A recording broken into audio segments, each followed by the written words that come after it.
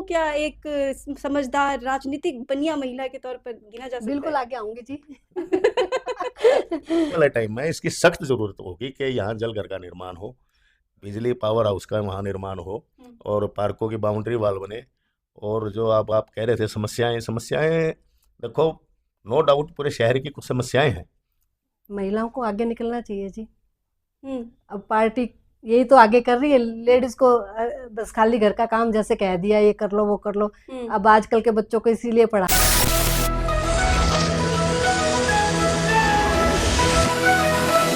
आपने एक कहावत ज़रूर सुनी होगी कि महिला चाहे तो वो कुछ भी कर सकती है। महिला न सिर्फ़ घर चला सकती है, बल्कि पूरा का पूरा देश भी चला सकती है। आपने इसके उदाहरण देखा होगा हमारी राष्ट्रपति द्रौपदी मुर्मू के रूप में।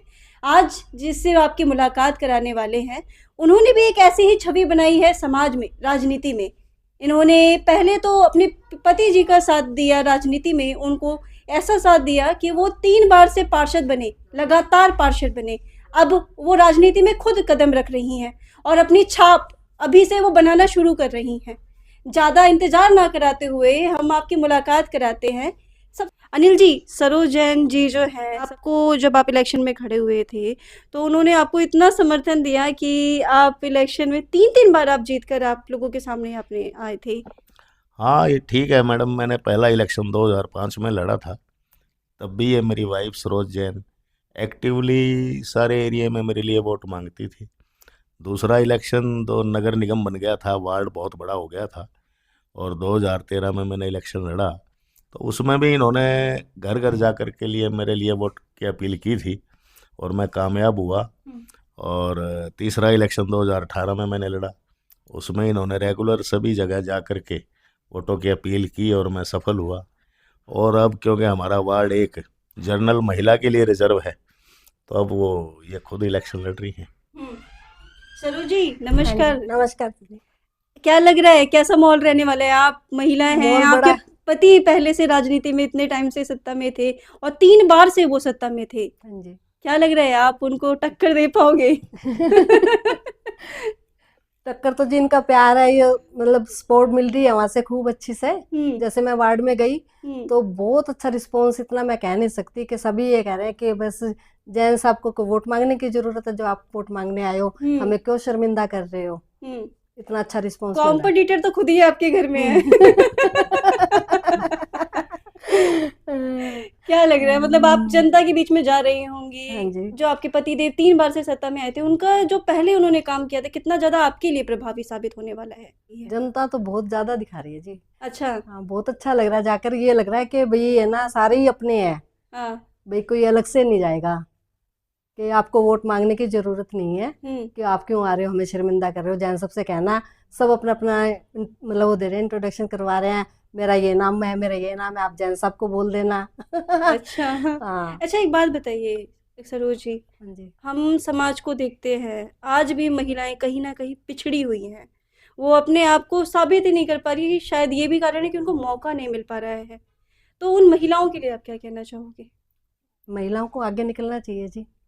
हुँ। अब पार्टी यही तो आगे कर रही है, लेडीज को बस खाली घर का काम जैसे कह दिया, ये कर लो वो कर लो। हुँ। अब आजकल के बच्चों को इसीलिए पढ़ाना करना, सब लेडीज को आगे, बच्चों को आगे निकाल रहे हैं ना, पहले तो नहीं निकालते थे। हुँ। तो तभी मतलब हमारे जैसे थोड़े पीछे रह गए। हुँ। लेकिन आजकल के बच्चे हैं और हैं, तो सब आगे निकल रही है लेडीज को। घर का कितना सपोर्ट है? घर का सपोर्ट है तो तभी मैं आगे आई हूँ।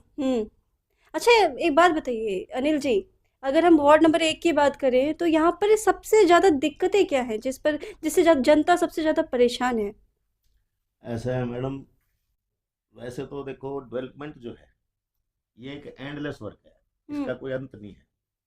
एग्जाम्पल के तौर पर कोई सड़क बनेगी, वो टूट जाती है, उसकी लाइफ है 5 साल 7 साल, टूट जाती है फिर दोबारा बनती है। लेकिन मैं 2005 में जैसे पार्षद बना था, और उस वक्त नगर परिषद थी, तो हमारे वार्ड का एक बहुत बड़ा एरिया ऋषि नगर, न्यू ऋषि नगर, हाँ।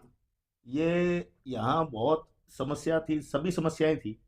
ना यहाँ सीवर था, ना पानी की लाइन थी, ना सड़क थी, ना पोल लगे हुए थे, बलियों पे तारे रखी थी। तो मैं 5 में जब पार्षद बना था, तो यहाँ पूरा सीवर का प्लान मंजूर करवाया, सारे ऋषिनगर, न्यू ऋषिनगर में एरिया में सारे सीवर लाइनें डली। और उसके बाद यहाँ पानी का बूस्टिंग स्टेशन और पानी की लाइन मंजूर करवाई। अच्छा। और उसके अलावा उस वक्त सेक्टर 14 हमारे वार्ड 1 में होता था। यहाँ पानी की दिक्कत आई तो यहाँ डबल कैपेसिटी की वाटर इसके जलघर की। बिजली की समस्या आई तो 33 केवीए सब स्टेशन बनवाया वहाँ हमने।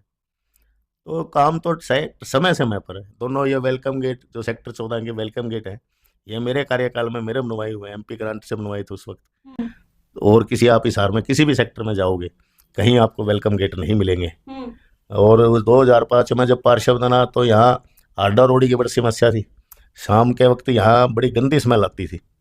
उसके लिए बड़ा संघर्ष किया हमने, RWA और हमने मिल करके CM साहब से और से प्रयास करके अलग से जगह अलॉट करवाई, आड्डा रोडी यहाँ से साफ़ की हमने। तो फिर 2013 में निगम बना तो उस वक्त सरसा रोड की हमारा एक शहीद भगत सिंह कॉलोनी है, RS कॉलोनी है बगला रोड पे, ये सारा निगम का हिस्सा बना। ये टोटल आबाद एरिया अनअप्रूव्ड था और यहाँ डेवलपमेंट हम कर नहीं सकते थे। तो 2016-17 में 18 में ये शहीद भगत सिंह कॉलोनी का फेस 1 वो अप्रूव्ड हुआ। उसके सड़क के, सीवर के, पानी के टेंडर करवाए हमने, लेकिन अभी तक फिर भी वहाँ ज़मीन ना होने की वजह से सीवर लाइन नहीं डल सकी और पानी की लाइन अभी डली है वहाँ। और सड़क के वहाँ जो बगला रोड का एरिया ये सारा टोटल अप्रूव्ड हो चुका, सबके सड़कों के टेंडर हो चुके। अमृत 2 में सीवर प्लान इनका मंजूर हो चुका और पानी का प्लान मंजूर हो चुका। और जलघर जो पुराना जिसकी कैपेसिटी हमने डबल की थी, तीनों सेक्टर वहीं से सप्लाई हो रही है पानी की। अच्छा।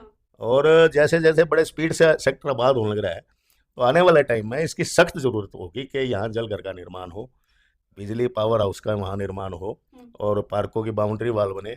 और जो आप कह रहे थे समस्याएं देखो, नो डाउट पूरे शहर की कुछ समस्याएं हैं जो इस प्लान में पूरी की जाएंगी। सफाई व्यवस्था इस वक्त बड़ी इफेक्टेड है, सफाई कर्मचारी निगम में बहुत कम है। बिल्कुल, मैं ये कहने भी वाली थी कि अभी कहीं ना कहीं इधर का जो एरिया है वहाँ पर गंदगी, जो कचरा है, गार्बेज एरिया है, वो कहीं ना कहीं अभी भी देखने को मिलता है। ऐसा है मैडम, जो हमारा डोर टू डोर कलेक्शन चल रहा है वो एजेंसियां हमारी ठीक काम कर रही है। हाँ। लेकिन जो रोड स्वीपिंग का काम है वो इफेक्टेड है क्योंकि कर्मचारी की संख्या बहुत कम है। सरोज, एक बात बताइए, अक्सर ये देखा जाता है कि जब महिलाओं के लिए सीटें आरक्षित तो हो जाती हैं, लेकिन महिलाएं जिस हिसाब से उनको काम करना चाहिए, जिस हिसाब से उनको बोलना चाहिए, वो उस हिसाब से काम नहीं करती हैं। वो कहीं ना कहीं आज भी अपने परिवार के पीछे, उनके परिवार के हिसाब से ही राजनीति में आने के बाद भी काम करती हैं। उन महिलाओं के लिए आप क्या कहेंगी? सरकार अब लेडीज़ को आगे कर रही है, तो 33% तो लेडीज़ पहले आ चुकी, तो अब 50% आएंगे आगे।